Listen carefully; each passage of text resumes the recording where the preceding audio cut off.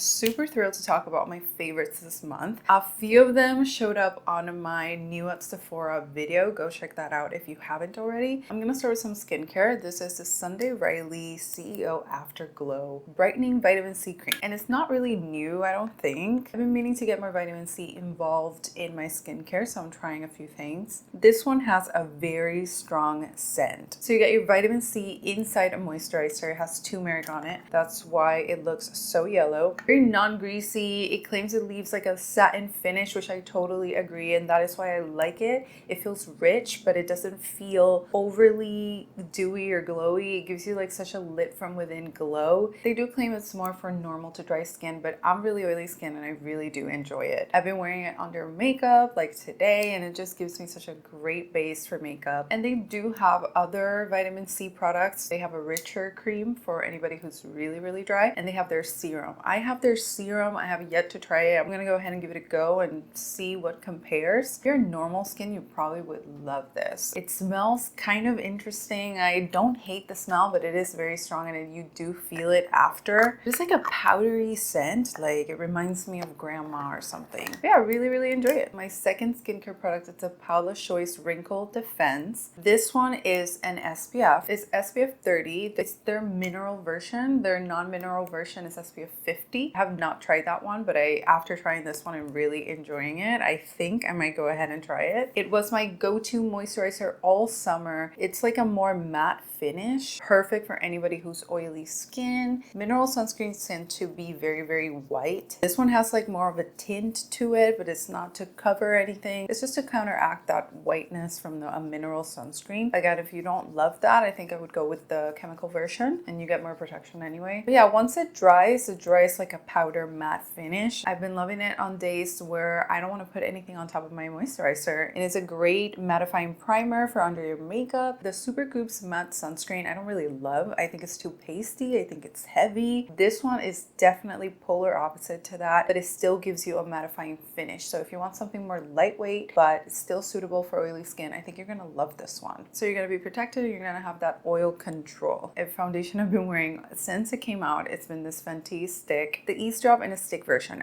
I love the liquid version, so I had to get this one. This one's definitely more hydrating. It melts in your skin, so you're gonna feel a lot more hydration when you use this one versus the liquid form. This one kind of dries to a more natural demi-matte finish, which I enjoy for my oily skin, but this one also looks very natural. I think it's really suitable for any skin type, and I know that Fenty kind of doesn't have too much for dry skin, but this one out of all of them, I think is gonna suit dry skin so well. But if you're oily skin like me, don't be afraid. This actually wears really nicely. If you want more of a mattifying effect, I would go with the liquid version. It does provide a little bit more coverage. I'm wearing it today. I love that it's in a bar. It's not gonna spill. It's gonna be super easy to apply. You can blend it even with your fingers. Yeah, I've been really loving this one. I love Charlotte Tilbury lip liners, the lip sheets, and I finally got my hands on the Foxy Brown. It's always either out of stock or they just never arrived at my store. So when I saw it being in stock, I immediately grabbed it. I have to say, it's such a beautiful brown tone. It doesn't apply super dark. So if you're afraid of brown lip liners, I think this one's the way to go. And it's gonna work with a variety of lipsticks. I love their formulations. They're so long lasting and they just apply it so nicely if they're really sharpened. I do love a pencil that I can sharpen because I love to get it like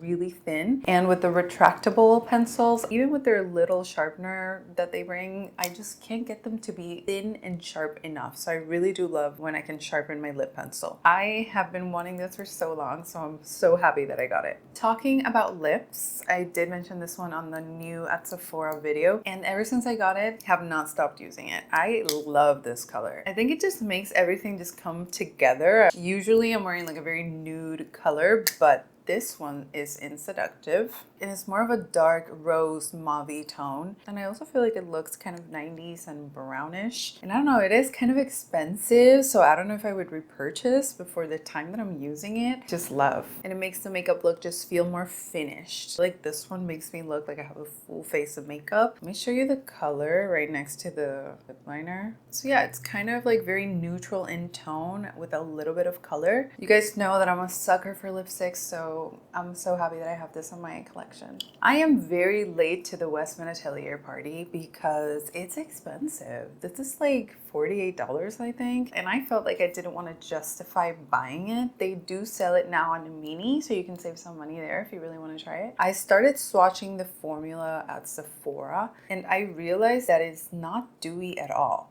Like, it doesn't reflect too much light. Once I blend it out, it shears out into like more like a stain-like finish. And I love that for my oily skin. I cannot stand super glowy cheeks that melt off in this humid weather. With my oily skin, they just don't stand a chance. And this one is a perfect formula for oily skin. You're not gonna be disappointed. Get the mini if you have to. This is really, really good. And I think it's such a versatile color. It's a little bit darker than what I usually go for. I usually go for a muted pink, but it's really, really good, especially in combination with this lipstick. I think it's giving that Patrick Ta kind of vibes. And yeah, I really like it. Sometimes I do like to top it with a little bit of a powdered blush. This one's, you know, a little bit darker, but I tend to just tap it in very lightly. And it pairs so well with a powdered blush. So yeah, talking about a good combination. And to finish it off, let's talk about an eyeliner. I have struggles finding an eyeliner that lasts a little bit longer than the Charlotte Tilbury one on the waterline. Because a lot of eyeliners are great for outside the eye, but some just completely fade away in the waterline. So this one, when I tried it, it glided on. The pigment was so strong. When I blended it, it was so smooth. And when I put it on the waterline, so much pigment and no tugging. And the most impressive part was that I did a wear test for the Tower 28 concealer.